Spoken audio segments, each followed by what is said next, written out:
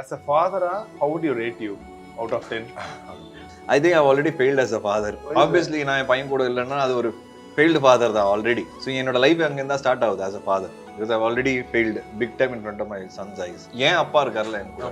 அதோட 10% கூட நான் என் பையன் கூட இருந்துட்டேன்னா probably I'm successful. Deepajothi Panchadeepam பூஜை எண்ணெய் blend of 5 Pooja oils from the house of Sunland. தங்க நகையை விற்று உடனடி பணம் பெற மேக்ஸ் கோல்ட் கால் 04445454545. அன்பை சொல்லும் அழகான நகைகள் தி லெஜெண்ட் நியூ சரவணா ஸ்டோர்ஸ் பிரம்மாண்டமாய் பாடி.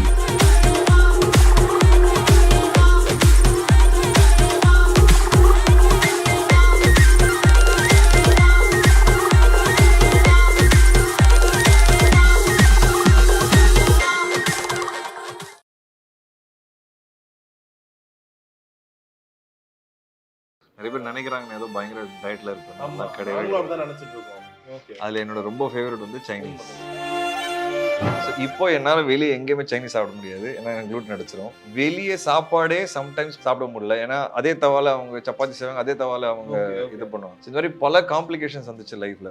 ஆக்சுவலாக இந்த அலர்ஜி வந்தப்போ என் லைஃப் உங்களுக்கு படம் தீபாவளிக்கு வருது. இன்னைக்கு வந்து சின்ன படம், மீடியம் படம், பெரிய படமே கிடையாது, ஓடுற படம் தான்.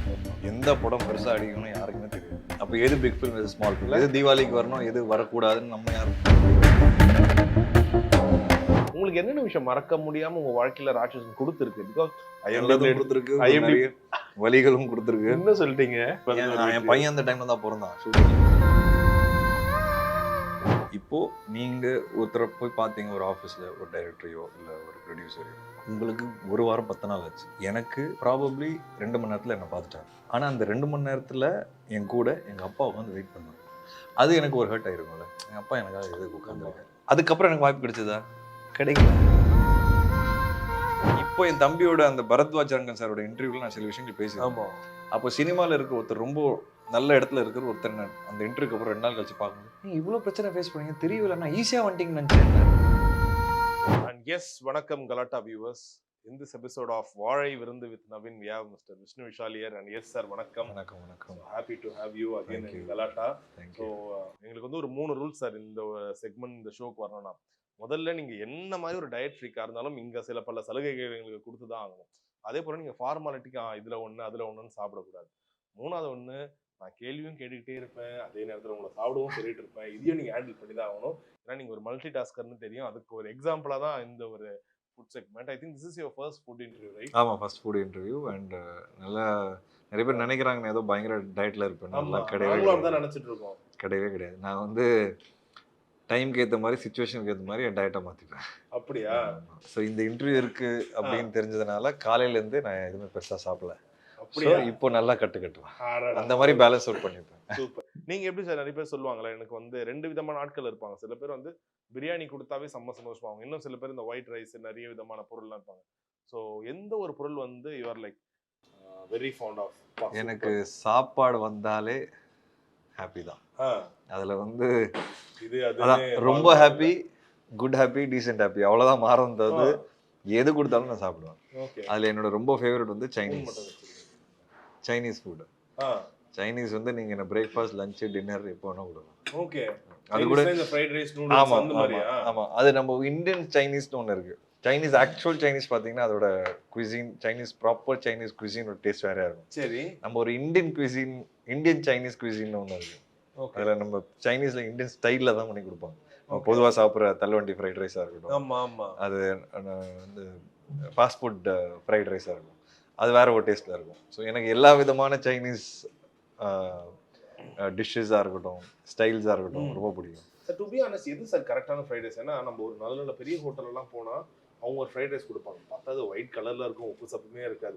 ஆனா இந்த ரோட்டு கடையில் இந்த 130 140 ஃப்ரைட் ரைஸ் பார்த்தீங்கன்னா காரசாரமா பயங்கரமா இருக்கும். ஸோ எதுதான் இப்போ நீங்க நிறைய இந்த சைனீஸ் ஐட்டம் பத்திலாம் சொல்றீங்களே, எதுதான் கரெக்டான ஒரு type? C, actually Chinese cuisine வந்து அவங்க ஸ்டைல்ல தான், அதுதான் ஒரிஜினல். சரி. அதை நம்ம எடுத்துட்டு கொஞ்சம் இண்டனைஸ் பண்ணியிருக்கோம், அவ்வளோதான். ஓகே. ஸோ எது ரைட் எது ராங்னே கிடையாது ஃபுட்டில். உங்களுக்கு எது பிடிச்சிருக்கு எக்ஸ்ட்ரா வாங்குறதா மேட்ரு, அவ்வளோதான். என்ன இப்போ இது என்ன இடியாப்பம்? இடியாப்பம். சோ உங்களுக்கு ஏதாச்சும் ரெஸ்ட்ரிக்ஷன்ஸ் இருக்கா? நீங்க முன்னாடி நீங்க என்ன கேட்டு சொல்றீங்க, அதனால கேக்குறேன். இல்ல என்னன்னா அதான் சொல்றேன், இப்போ இது ஒரு பெரிய பிரச்சனை. இந்த மாதிரி ஒரு ஃபுட்டின்னு நான் உங்ககிட்ட சொன்னேன். சரி. சின்ன வயசுல இருந்து எனக்கு ஒரு சிலப்பட்ட அலர்ஜிஸ் இருக்கு. ஓகே.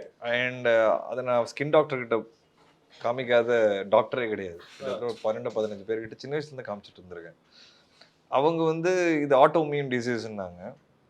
பட் ஓகே அப்படின்னு சொல்லி ரொம்ப வருஷம் போயிட்டு இருந்தது. எனக்கு ஒரு 3 இயர்ஸ் முன்னாடி தான் வந்து என் ஒய்ஃப் வந்து என்னோட சிம்டம்ஸ் எல்லாமே அடிக்கடி அவங்க ரொம்ப வருஷமா பார்த்துட்டு இருக்காங்க. எனக்கு என்னமோ உனக்கு குளூட்டன் அலர்ஜின்னு ஒன்று இருக்கு அப்படின்னாங்க. குளூட்டன் அலர்ஜினா நான் கேள்விப்பட்டிருக்கேன், பட் ஒரு டீட்டெயிலிங் தெரியாது. அது வந்து கோதுமையில் இருக்கிற ஒரு ப்ரோட்டீன்ல இருக்கிறது தான் குளூட்டன். ஓகே. இதை ஸ்டாப் பண்ணி பார்ப்போம் குளூட்டன் அப்படின்னு கான்ஷியஸாக ஸ்டாப் பண்ணும்போது அந்த அலர்ஜி டோட்டலாக போயிடுச்சு. சரி, திருப்பி சாப்பிட்டு பார்ப்போம், லைட்டாக சாப்பிடும்போது அந்த அலர்ஜி திருப்பி வந்துருச்சு. இப்போ குளூட்டன் எதுலலாம் இருக்குன்னு கேட்டிங்கன்னா பிரெட்டு. ஸோ நான் சொல்றது வந்து வீட் சம்பந்தமாகவும் மைதா சம்பந்தமாகவும் நான் எது சாப்பிட்டாலும் காலி. சப்பாத்தி அது மாதிரி கூட சாப்பிட முடியாது. அதுல குளூட்டன் ஃப்ரீ மாவுன்னு இருக்கு. இப்போ நீங்க ஒரு சப்பாத்தி, இதுல ஹைலைட் பிரச்சனை என்ன தெரியுமா? இப்போ நீங்க ஒரு தவால சப்பாத்தி போட்டுட்டீங்கன்னு வச்சுக்கோங்க, போட்டு நீங்க சாப்பிட்டீங்க. அதே தவால எனக்கு குளூட்டன் ஃப்ரீ சப்பாத்தி போட்டிங்கன்னா அதுலேயும் குளூட்டன் வந்துடும். ஸோ பேசிக்கலி இப்போ நீங்கள் நார்மல் தோசை போட்டிங்கன்னு வச்சுக்கோங்க, எனக்கு தோசையில் ஆப்வியஸாக வீட்டில் தோசை போட்டிங்கன்னா அந்த தோசையிலையும் அந்த குளூட்டன்ங்கிற ஒரு விஷயம் முன்னாடி அந்த தவால இருந்திருக்கும்ல, அது இழுத்துரும். அதில் எனக்கு குளூட்டன் அடிக்கும். ஸோ இப்படிப்பட்ட ஒரு ஃபுட்டிக்கு சைனீஸில் வந்து சோயா சாஸில் குளூட்டன் இருக்கு இன்க்ரீடியண்ட்டாக.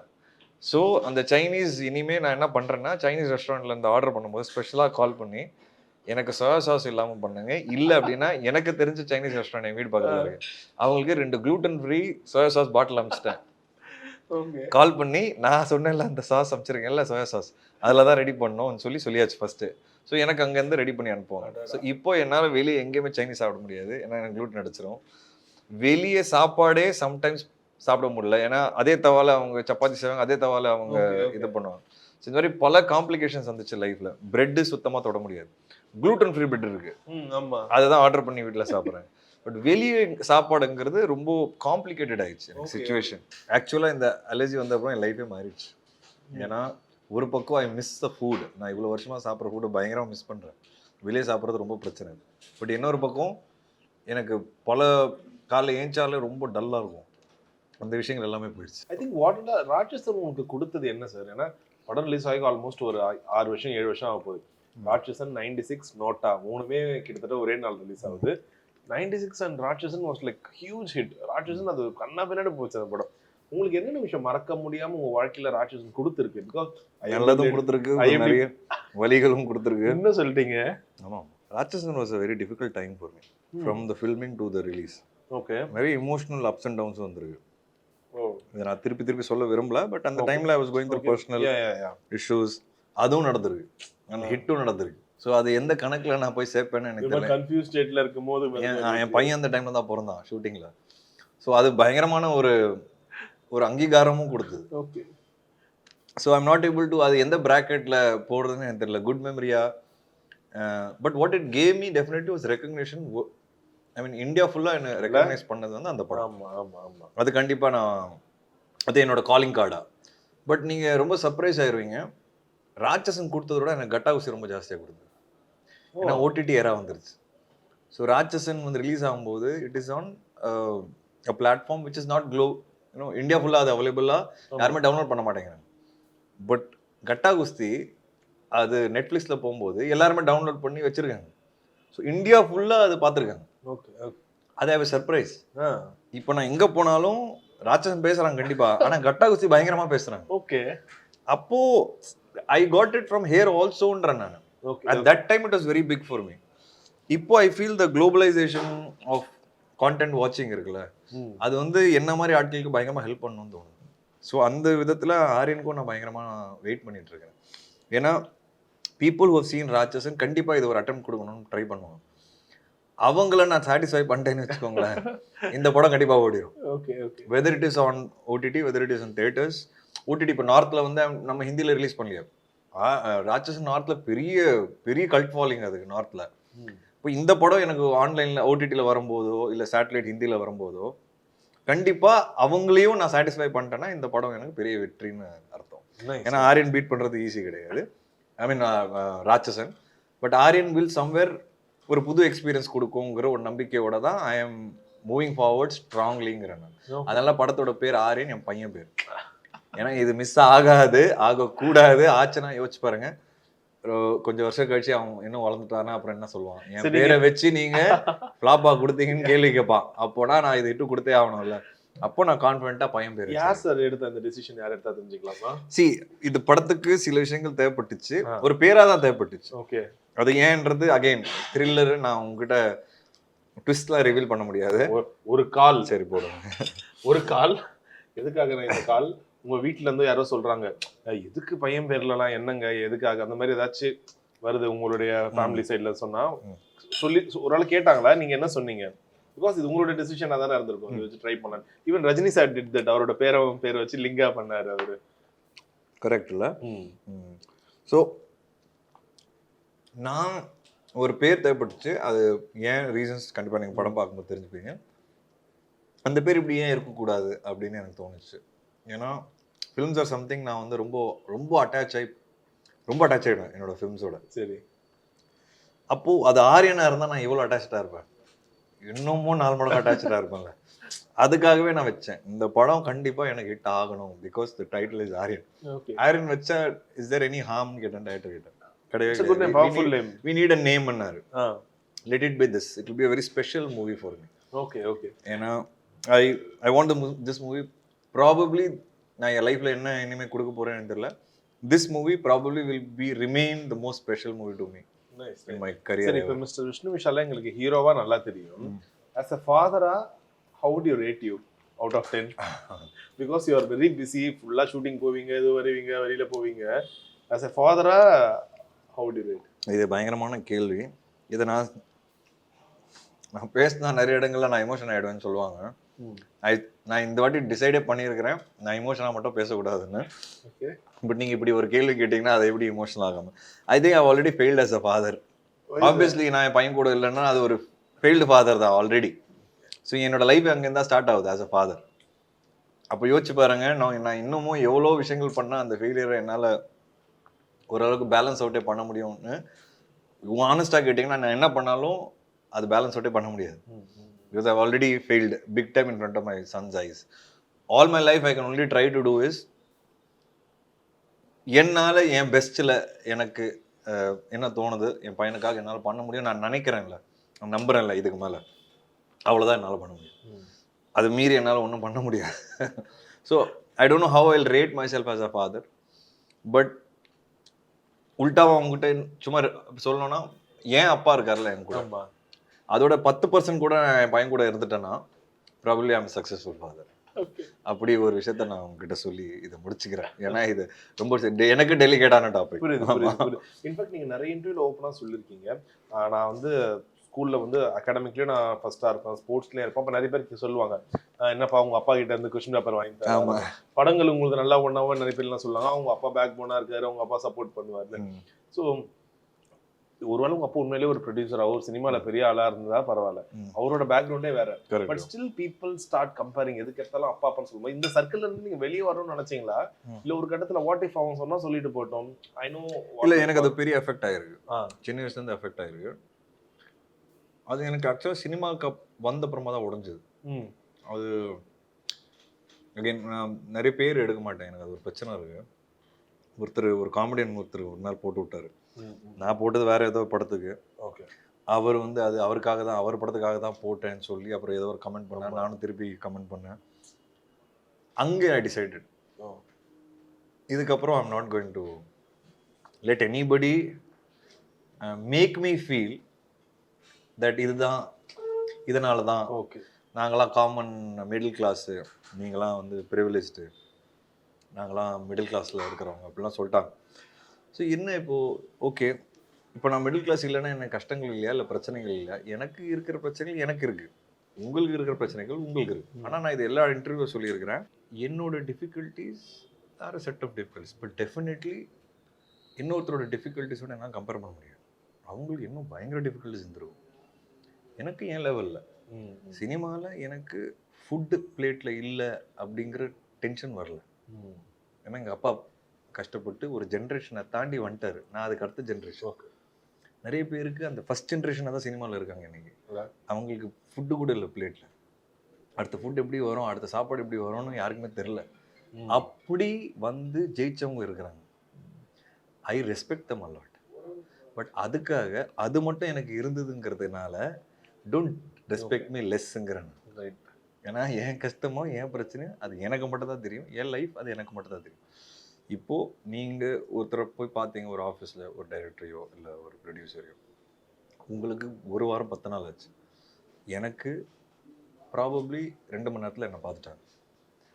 ஆனால் அந்த 2 மணி நேரத்தில் என்ன என் கூட எங்கள் அப்பா உட்காந்து வெயிட் பண்ணுவார். என்ன வெயிட் பண்ணுறதுல ஓகே, எங்கள் அப்பா பிக் போலீஸ் ஆஃபீஸர், அவரும் என் கூட உட்காந்து 2 மணி நேரம் வெயிட் பண்ணுறாரு. அது எனக்கு ஒரு ஹர்ட் ஆகிருக்கும்ல, எங்கள் அப்பா எனக்காக எதுக்கு உட்காந்துருக்காரு. அதெல்லாம் நடந்துருக்கு. நீங்கள் சொல்வீங்களா அப்பா? நான் சொன்னேன் அப்பா போயிடுங்க, போக மாட்டார். இப்போது அது கஷ்டமாக பிரச்சனையான்னு கேட்டிங்கன்னா தெரில. ஆனால் ஒரு பையனா எனக்கு பேடாக ஃபீல். ஆமாம், கண்டிப்பாக. அவ்வளோ பெரிய போலீஸ் அதிகாரி நமக்காக வெயிட் பண்ணி இந்த மாதிரி ஒரு நாள் 2 நாளில் பல நாட்கள் 5 hours 6 hours பல மாதங்கள் இந்த மாதிரி கூப்பிட்டு வெயிட் பண்ண வச்சு நிறைய இடங்கள் இருக்கு. Okay okay. அப்போது அதுக்கப்புறம் எனக்கு வாய்ப்பு கிடைச்சதா? கிடைக்கல. 6 வருஷத்துக்கு அப்புறம் சினிமா விட்டுட்டு வேலைக்கு போயிட்டேன். அப்போது எனக்கு ஈஸியாக நடந்துச்சுன்னு நினைக்கிறீங்களா? நீங்களும் இவ்வளோ கோத்ரூ பண்ணியிருக்கீங்க. அப்போ எனக்கும் நடக்கலையே. அகெயின் அந்த டைமில் எனக்கு பிளேட்டில் ஃபுட் இருந்ததா? எஸ் இருந்தது. அது ஏன் இருந்தது? எங்கள் அப்பா ஒரு ஜென்ரேஷன் அவருக்கு இல்லாத போது கஷ்டப்பட்டு போலீஸ் ஆகி படித்து எதுக்காக பண்ணார்? ஐபிஎஸ் ஆகணும்னு எதுக்காக ஆசை அவருக்கு? என் குடும்பம் நல்லா இருக்கணும், நான் வாழ்க்கையில் வளரணும்னு நினச்சதுனால தானே. அப்போது அதோட வளர்ச்சி தான் என் ஃபுட்டில் இன்றைக்கி பிளேட் இருக்குது. Okay okay. இப்போ நான் அடுத்த ஜென்ரேஷன், நானும் இன்னும் பண்ணோம்ல. அந்த ரெஸ்பெக்ட் எனக்கு இந்த ஜென்ரேஷன், அந்த ஃபர்ஸ்ட் ஜென்ரேஷன் சொல்லுவாங்கள்ல. ஆனால் நான் சினிமாவில் ஃபர்ஸ்ட் ஜென்ரேஷன் தான். லைஃப்பில் இல்லை. லைஃப்பில் அப்பா கஷ்டப்பட்டு வந்துட்டாரு. நானும் என் கஷ்டங்களை அனுபவிச்சு தான் அடுத்த கட்டத்துக்கு போவேன். So I respect you, don't respect me lesser. Okay okay. இதுதான் என் அண்டர்ஸ்டாண்டிங் அந்த இன்சிடென்ட்லேருந்து. ரைட். இப்போ நான் டிசைட் பண்ணிட்டேன், I will not let anybody effect. இன்னொன்று, நான் பேச மாட்டேன் பெருசாக வெளியே. அதுக்கப்புறம் தான் பேச ஆரம்பித்தேன். இப்போ என்னோட பிரச்சனைகள் கஷ்டங்கள் பேசினா தான் உங்களுக்கு என்னோட ட்ராவல் புரியணும். ஐம் ரெடி டு டாக்ன்றேன். இல்லைன்னா நீங்கள் எல்லாரும் என்ன நினைக்கிறீங்க, எனக்கு எல்லாமே ஈஸியாக கிடச்சிதுன்னு. இப்போ என் தம்பியோட அந்த பரத்வாஜ் ரங்கன் சாரோட இன்டர்வியூவில் நான் சில விஷயங்கள் பேசியிருக்கேன். அப்போ சினிமாவில் இருக்க ஒருத்தர், ரொம்ப நல்ல இடத்துல இருக்கிற ஒருத்தர், அந்த இன்டர்வியூக்கு அப்புறம் 2 நாள் கழிச்சு பார்க்கும்போது, நீங்கள் இவ்வளோ பிரச்சனை ஃபேஸ் பண்ணீங்க தெரியல, நான் ஈஸியாக வந்துட்டீங்கன்னு நினச்சேன்னாரு. இதுதான் சினிமாவில் இருக்கிறவங்களுக்கு என் மேலே இருக்கிற அபிப்பிராயம். அப்போ பப்ளிக் ஆஃபீஸாக இப்படி தானே இருக்கும். ஸோ அப்போது ஸ்பீக், பேசணும். நம்ம ரொம்ப குவாய்ட்டாக இருக்கிறோம் அப்படின்னு எனக்கு தோண ஆரம்பிச்சு. இதுக்கு மேலே நான் பேசுறதுனால எங்கள் அப்பாவுக்கு எந்த பிரச்சனையும் கிடையாது. நான் ஒரு பதவியில் இல்லை, ரிட்டையர் ஆகிட்டாரு, வீட்டில் இருக்கிறாரு. I can speak, I can become an individual. அதுக்கு முன்னாடி நான் என்ன பேசினாலும் நேராக அப்பா மேலே போய், ஒரு பொலிட்டிக்கல் வியூவாக இருந்தாலும், எனக்கு பாலிட்டிக்ஸ் மேலே அவ்வளோ இது கிடையாது, நாலேஜும் கிடையாது, இன்ட்ரெஸ்ட்டும் கிடையாது. ஒரு பொலிட்டிக்கல் வியூவோ இல்லை எனக்கு ஏதாவது ஒரு சார்ந்த வியூ இருக்குன்னு வச்சுக்கோங்க. இதுக்கு என்ன காரணம்? அப்பா இதில் இருக்கிறதுனால திமிரா பேசுகிறான்றோம். இப்போ அப்படி இல்லை. இப்போ என் வியூ உங்களுக்கு திமிருந்து தோணுதா ப்ளீஸுன்றேன் நான். ஆனால் நான் திமிரா இல்லைன்னு எனக்கு தெரியும் உள்ளுக்குள்ள. ஆனால் உங்களுக்கு இப்படி தோணுதா? ஓகே. என்னைக்கு உங்களுக்கு என் மேலே இருக்கிற ஒரு அபிப்பிராயம் இப்படி தான் இருக்குன்னா அதை நான் பிரேக் பண்ணுறதுக்கு நான் ரொம்ப ட்ரை பண்ண மாட்டேன். உங்களுக்கு இருக்கா? ஓகே. எனக்கு நியாயம், என்னோட உண்மைன்னு ஒன்று இருக்குல்ல, அதை நான் பேசிட்டு போயிடுறேன், அதை நான் பண்ணிட்டு போயிடுறேன். You understand me, understand, don't understand me, I'm fine with இட்ன்றேன் நான். எல்லாருக்கும் என்ன பிடிக்கணும்னு அவசியம் கிடையாது. என் படங்கள் பிடிச்சா போதும். என்ன சில பேருக்கு பிடிச்சா என்ன சார்ந்து யாருக்கு என்னை பற்றி நல்லா தெரியுமோ, என் க்ளோஸாக இருக்காங்களா, அவங்களுக்கு என்ன புரிஞ்சா போதும்ன்ற நான். மற்றபடி வெளியே போயிட்டு ஒரு விஷயத்தை கிரியேட் பண்ணி நான் உங்களுக்கு என்ன பிடிக்கணும், அது நான் ஒன்று கிரியேட் பண்ணணும்னு ஒன்று இருக்கும்ல, அந்த விளையாட்டுக்குள்ளேயே நான் போகல. நானாக இருந்துட்டு போயிடுறேன். You like me please like me, you don't like me it's fine with மீன்றேன். ஓகே. இந்த சேஞ்ச் எனக்கு வந்திருக்கு. Sir super sir. இப்போ இதே விஷயங்கள் வந்து இந்த இன்டர்வியூ ஒரு பயங்கர ஒரு யங்ஸ்டர் பார்க்குறான், உங்களோட ஃபேன்னே வைங்களேன், பார்த்துட்டு ஏற்க சூப்பராக சொல்கிறார். ஆனால் என்ன ஒரு விஷயம் பண்ணாலும் இந்த சொசைட்டியில் இருக்கவங்களோ என்ன வீட்டில் இருக்கவங்களோ ஏதோ ஒரு விஷயம் நான் சொல்லிகிட்டே இருக்காங்க, இது பண்ணாத, அவன் பக்கத்தில் இருக்கும் பாரு, பீப்புள் ஸ்டார்ட் கம்பேரிங். மேபி உங்களையும் கம்பேர் பண்ணுவாங்க, இந்த ஹீரோ படம் இப்படி போகுது, இப்போ வந்தவன் படத்துக்கு இவ்வளோ ஓப்பனிங் கிடக்குது. Do that really affects you? எப்பாச்சும் உங்களுக்கு மென்டலி அஃபெக்ட் ஆயிருக்குமா? ஆனால் ஆமாம் தானே, இந்த பையன் என்ன 2-3 படம் தான் பண்ணா, இவனுக்கு இவ்வளோ பெரிய ஓப்பனிங் இருக்குது, அது உங்களுக்கு அஃபெக்ட் ஆகும்? எல்லாம் ஆயிருக்கு. எனக்கு இன்னொருத்த படம் ஓடுதுங்கிறது எனக்கு சத்தியமாக அஃபெக்ட் ஆனது. எப்படி அவங்க கிராக் பண்ணுறாங்க, what are they doing different, how are they doing இட்க்குள்ளே தான் நான் போவேன் தவிர்த்து எனக்கு அஃபெக்ட் ஆகுது. Okay what should I do better இந்த மாதிரி. I think one thing I'm very clear, I'm running my own race. Okay நான் யாரோடைய ரேஸில் ஓடல, நான் ரொம்ப கிளியராக இருக்கேன். என்னோட கரியர் இதில் நான் கம்பேர் பண்ணோன்னா அது என் கூட தான் நான் பண்ணிக்கணும். நான் பெட்டர் ஆகுறேன்னா என் படங்கள் பெட்டர் ஆகுதா, என் லுக்கு பெட்டர் ஆகுதா, ஓகே என் கலெக்ஷன்ஸ் பெட்டர் ஆகுதா, என் கதைகள் பெட்டர் ஆகுதா, என் கேன்வஸ் பெட்டர் ஆகுதா, என் கதாபாத்திரங்கள் படத்தில் நடிக்கிறவங்க பெட்டர் ஆகுறாங்களா, நான் அவ்வளோதான் பார்ப்பேன். சத்தியமா வெளி உலகத்தோட கம்பேரே பண்றது உங்க நிப்பாட்டிட்டேன். காதுகளுக்கு வருமே ஆப்வியஸ்லி. அதான் சொல்றேன், நிப்பாட்டிட்டு டோட்டலான்றேன். ஏன்னா முன்னாடி அதுக்கு தள்ளப்பட்டேன்ற நானும் யோசிக்க அந்த ஒரு ஆரம்பிக்க ஸ்டேஜ் இருக்கும்ல, ஏன் நம்ம படங்கள் இந்த இவ்வளவு பெருசா ஓட மாட்டேங்குது, அதெல்லாம் ஒரு டைம் இருந்தது. இப்போ அந்த டைம்லாம் முடிஞ்சு அது ரொம்ப பிரீஃப் தான். நான் ரொம்ப உண்மையா சொல்றேன், நான் வந்து ரொம்பலாம் யோசிக்க மாட்டேன். சரி சரி சரி.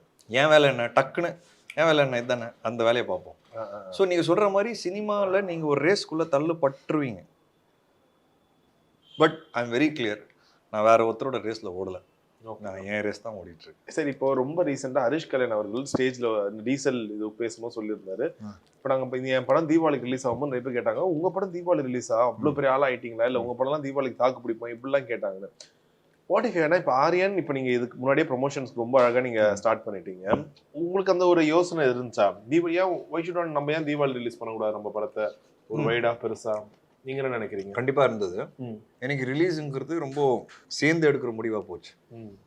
முன்னாடி வெறும் டிஸ்ட்ரிபியூட்டர், ப்ரொடியூசர், ஓடிடி என்னைக்கு ஒரு ஓடிடி வந்துட்டாங்க, சேட்டலைட் வந்துட்டாங்க, எல்லாரோட சேர்ந்து தான் ஒரு முடிவு எடுக்க வேண்டிய சுச்சுவேஷன்.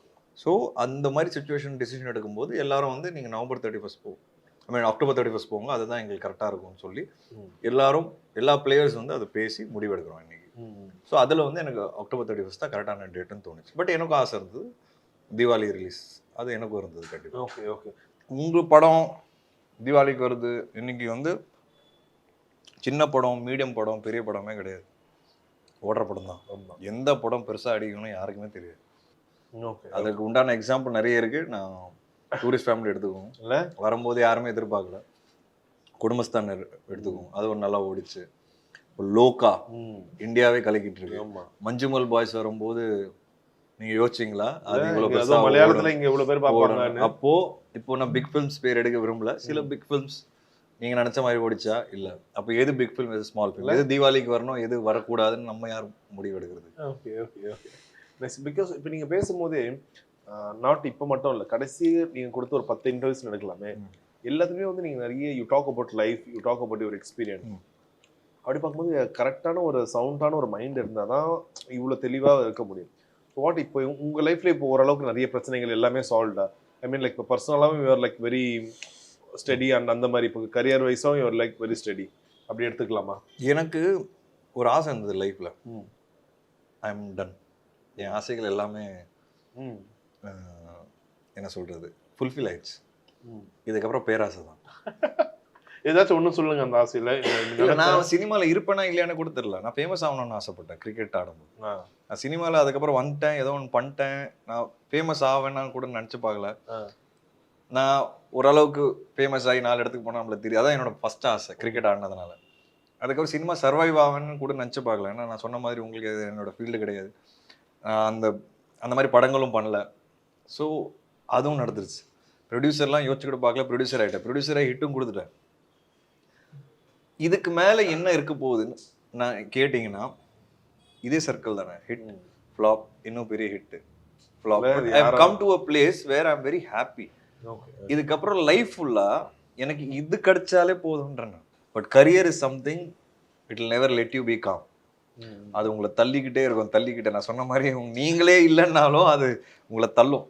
அது எவ்வளோ தள்ளுறதுக்கு நான் விடுறேனுங்கிறது அது என் கையில் இருக்கு. நீங்கள் அது என்ன அப்செட் பண்ற அளவுக்கு நான் தள்ள விட மாட்டேங்கிறது நான் மைண்ட்ல கிளியரா இருக்கேன். I should dominate my career, not the career should not dominate மீங்கிறது ஐம் ட்ரைங்ன்றேன். Because I'm happy whatever I achieve. இதுக்கப்புறம் whatever I achieve is a part of the journey. Okay okay. So இப்போ நீங்கள் பேசும்போதே தெரியுது definitely your son Aryan will be proud of இந்த படத்தை பற்றி தான்.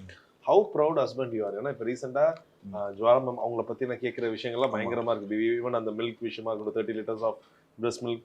ஸோ உங்களுக்கு தெரியுமா? ஸோ எப்படி இருக்கு? நிறைய மேகசின்ஸ், நியூஸ் பேப்பர் எல்லாத்துலயும் இதை பத்தி ஒரு ஆர்டிக்கல்லாம் சொல்றாங்க. ஸோ அவங்க ஆக்சுவலாக டொனேட் பண்ணியிருக்காங்கன்னு எனக்கு தெரியல.